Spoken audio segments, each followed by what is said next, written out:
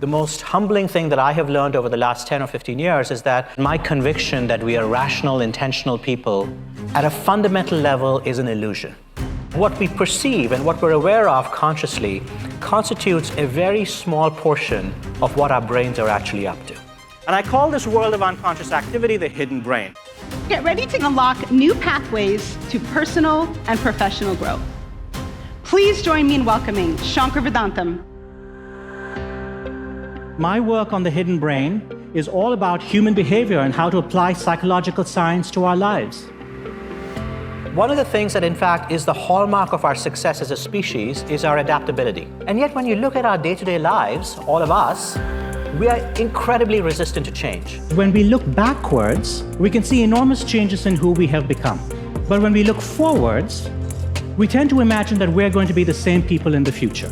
In order to get change to work, you have to get multiple people at the organization who feel this change is the change that I want. Change things slowly or in small ways over periods of time. If you're trying to build a habit, if you're trying to build something new, you try and figure out a way to do it so that the initial ask is not very difficult. At a leadership level, if you find that the people who you're leading are resistant, an important question to ask is, do they actually trust you? You actually have to demonstrate trust by demonstrating that you are trustworthy. There is no shortcut to gaining trust. The people around us shape how we perform and how we work and what we do in truly profound ways. If you work for an organization which has high levels of blame and regret, you're much more likely to see people pursue courses of action that are not the best courses. When we're surrounded by people who have high expectations of us, who demand a lot from us, who want the best of us, we are likely to do much better.